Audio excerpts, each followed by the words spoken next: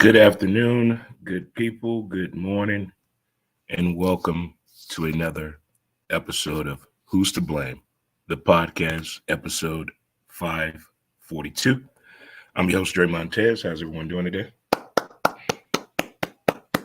If it's your first time tuning in, thank you so much. You can listen to our podcast episode wherever you listen to your favorite podcast at.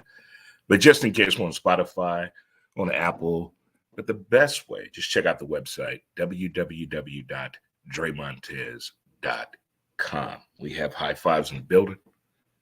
Chest bump. Let's hug this thing out. Let's get in there for the real thing. Little special time today. We usually do the podcast a little later on today, but I'm feeling a certain type of way today. If you are celebrating a birthday today, happy birthday to you. If you're celebrating an anniversary, happy anniversary to you. If you're on vacation, enjoy it. If you're still booed up from Winter Blast 2024, I hope it's all going well for you. Special shout out to Denise from D&D Don't Get Butthurt. Thanks for the birthday invite last night. It was Dee's brother's birthday yesterday. Thanks for the invite. It's a lot of fun stepping off the grid, bootlegging on Morgan Ford. It's nice stepping off the grid sometimes, going into a spot, you used to go to, but you haven't been there in a while. You revisit a spot, so it was good doing that for sure. All right, let's get through our pillars of the day. Let it go. Ignore them. Give it time. Don't compete. Stay calm. It's on you. And laugh. I'm telling you, laughter is the key. I think laugh, cry, and dancing every day can help people. I really do believe that for sure. That is like one of those things. I talked about this yesterday on Montez at Midday. The title of my podcast, Who's to Blame? On Monday, it was used over 1,000 times regarding what happened in sports. That phrase, who's to blame? If you're a football fan, college basketball fan, and possibly the NBA, fuck it, if you're a sports fan, over the weekend, explain to me what you saw. I've always been a women's college basketball fan for a long time. Since 1984, I believe, is when I first got involved into women's college basketball. I think Teresa Edwards, La Tech, I think that did it for me. And then I had the opportunity to go to a women's national basketball championship in Charlotte between UConn and Tennessee. Talk to me. I met Rebecca Lobo. We all know I have a foot fetish, but I used to be fascinated by tall women at one time. I used to be just fascinated by a woman over 6 feet tall, just crazy about a woman that tall. And I met that team. I had the opportunity to be a personal guide and tour for UConn's women's basketball team at that time. But at the same time, I fell in love with Tennessee basketball, women, and Pat Summitt. May she rest in peace. And if you watch women's basketball this past weekend, you think what's going on in men's basketball, because we know we only pay attention in January in men's college basketball. You know why? Because I like the kids to get a little taste of college. Then they miss that home puss and home cooking. They got to go home for the holidays. When they come back after the holidays, they're ready. That's why I like college basketball in January. I don't like it when it first starts because they ain't been away from home yet. They acting funny. Ain't got their feet wet yet. So that's why I'm at on that. In the NBA, as a Laker fan, who's to blame? How much can you put on a man that old, speaking of LeBron James, and Devin Ham, our coach? I mean, where are we supposed to go with this? See, in coaching, when you're a player and you're going through that quicksand moment, how many times do you look at your other teammates? Or how many times do you question your coach as a player? Have you ever done that? It's called disrespectful. If you're a player and you're challenging your coach at certain points in times. And then when you're a coach, when you know you have lost the situation, you've lost the playing field, you've lost the locker room, it has to be a difficult thing to rebuild from that. And if you're an NFL fan, we know what happened this weekend. And I think today's show, we're going to title it Expectations. It's today's show, Expectation. We all have expectations.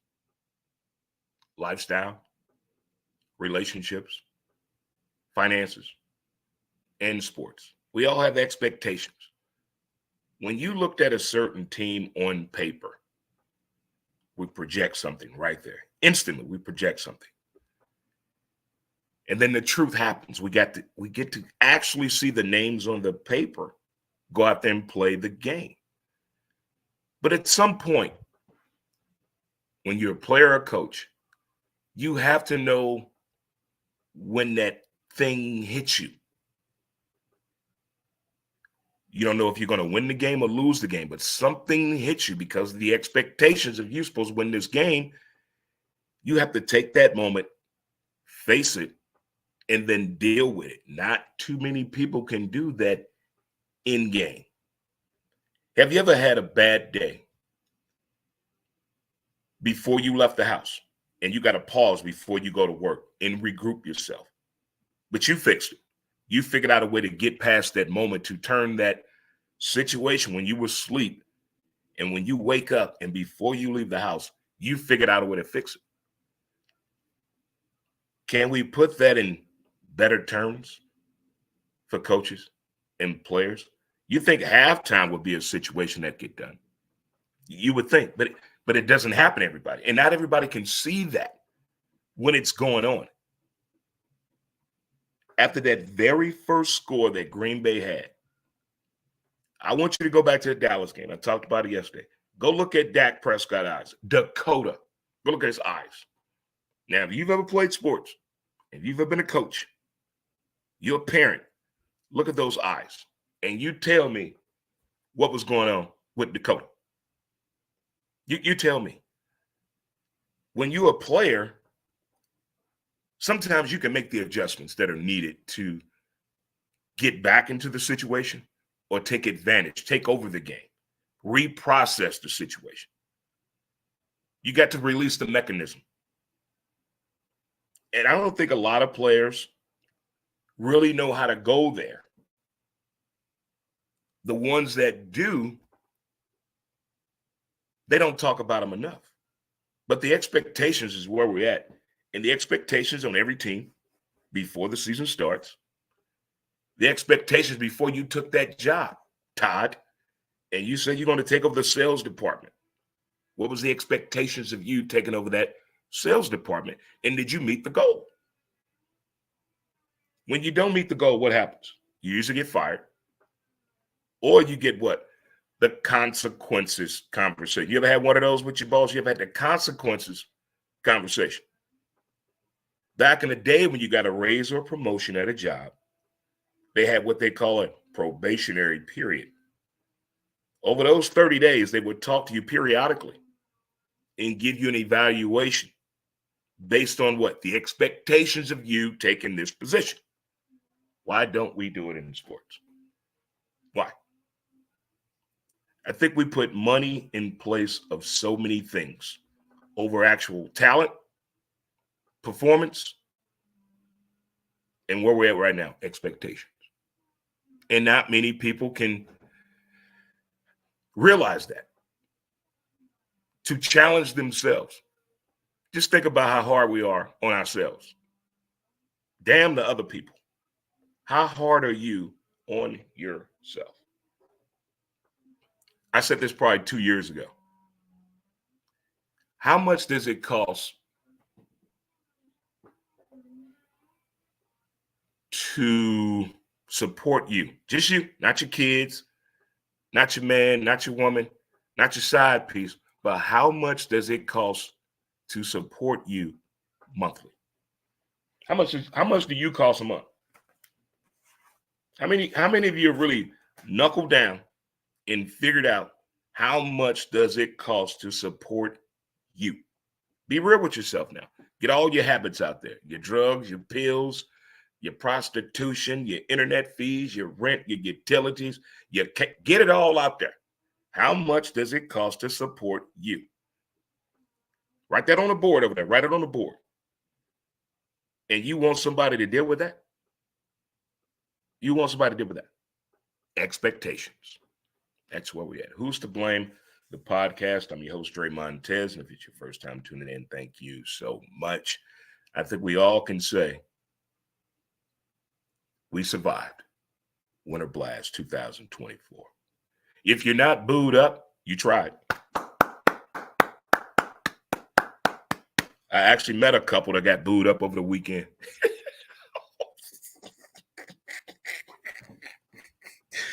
Oh my God. Hey, key phrase of the day: winterize your car. Okay? A lot of people don't know what that means. Take your car to the mechanic and make sure your car is ready for the winter. Okay? There are a lot of you that have cell phone insurance, but you won't go to the doctor. What kind of shit is that? What? I just, you can only take care of you. You can only take care of you. I know we're humans and we care about other people. It's compassionate. You were raised a certain way. I mean, it's in our nature to care about other people, but I think sometimes we go too far and sometimes we forget about ourselves. And then sometimes we forget that what? They're grown too. So they should do what? Take care of themselves. But at the same time, if you're a good person, be respectful, have that conversation, but still understand the fact that we are all we got. Hello, America. Hello, America. I remember the days of shoveling snow for money. The last time I saw a person shovel snow for money, 2007. Yeah. I don't think kids know how to hustle when it comes to inclement weather. But raking leaves back in the day and shoveling snow, okay, let's go. Make your little money, go feed the crew. Who's to blame? But expectations are what we're talking about. And I think sometimes those expectations, we get a little hard on ourselves. At that same time, being real with yourself, being truthful with yourself, and keeping the list. I didn't say New Year's resolution. Everybody has a daily list, but make that daily list doable. Don't put 10 things on there. Put 3 things on it. 3 things you know you can knock out today. And then put another 3 on the next day, and so forth, and so forth, and so forth. And you're building what? You're building confidence within you. You're realizing the expectations, the realism of it. If you can't be real with yourself, I don't know what to tell you. You can lie to other people, but if you lie to yourself, oh man, that's a whole nother, that's a department. We got to call Rico on that. If you lie to yourself, come on now. Be real with it now. Come on. Raise the roof a little bit. As we're going to raise the roof this year. We're bringing that back. Raising the roof, the high five, and the slap on the ass. I'm bringing that back. And just point at somebody and say, good game. Slap somebody on the ass today when they walk by. Just say, good game. Not the disrespectful ass slap, but just a little bump. And just say, good game. Now, if you work in corporate, don't do that. Don't say, Dre, I got fired because I pat. No. But the other people, we can do that for sure. Again, if you never watched my other show, Montez at Midday, we do it Monday through Friday at 12 p.m. Central Standard Time. And every Monday, I do a show called D&D, Don't Get Butthurt. We talk about sports and sex with my counterpart, Denise, who's a very interesting individual. And I actually am an ordained minister, and I performed my 4th wedding last week. And I got booked for a 5th wedding. So I get to do wedding number 5. We're climbing the charts now. Huh? I've been married 4 times, and I'm about to perform my 5th wedding. Hello, America. Mission Control, we have you here, sir. 84 Charlie Mopic and out for sure. 542 podcast episodes. I still don't believe it. The more and more you do something, I think you get better at it. And you figured out a different type of way to make it make sense. Whatever you do, you got to figure out how to make it make sense. I can't believe somebody's out here actually using a mechanical device to get rid of snow. You're supposed to put your back into it. Just get that shoulder, bend over in that back. By the way, if you over 40 and you're going to do some work outside, do 10 jumping jacks, do a couple of lunges, stretch, drink you some water, and pace yourself. Don't go out here trying to prove that I still got, no. Take your time. Pace yourself. Because what? You guys don't go to the doctor anymore. Why are people afraid of the doctor? Who's to blame? Maybe I like going to the doctor because my doctor is very attractive. My God. When I got hurt, my doctor came to the ER in an evening gown. What? What are you doing here? I heard you were hurt. I had to come and see you. Girl. Thank you, Navy. Who's to blame? As we were discussing yesterday, we're getting to the point I was telling Susan, it's almost vacation time. It's almost that time of year we take 3 months off and we regroup, rebrand, and rethink the process. And getting excited for that, the anticipation of that, also brought me back to this. The expectations in the NFL this season. The Detroit Football Lions. Who saw that? Who? Let's just say what if? Just a tip. Let's just play the game with just a tip. What if they go to Vegas? I've been to 5 Super Bowls. I would not have a problem going to the Super Bowl in Vegas with my youngest son, Tim, because he's a Detroit Lion fan. I would not have a problem with that. I think that's a doable thing. The expectations. Nobody saw that coming. Well, boys and girls, children of all ages, thank you again for tuning in for another action-packed episode of Who's to Blame, the podcast with your boy, Dre Montez. And if you stick around today, you can follow us on the Facebook or the Book of the Face, YouTube, Dre Montez, X at W2B Dre Montez at 12 p.m. Central Standard Time today as we bring you another episode of Montez at midday. And boy, oh boy, I got some things to talk about. But anyway, and anywho, be good at it. Keep doing it. Keep attacking the process. And don't forget, 2 wrongs don't make a right. They make a left turn. If you're single, don't give up on yourself. If you're in a relationship, communication is key. And if you're doubting yourself, don't forget to look in the mirror because you are the most important piece that there is. All right, folks, I will see you next time. Until then, we up out this joint. Thanks for tuning in and peace. We up out of here.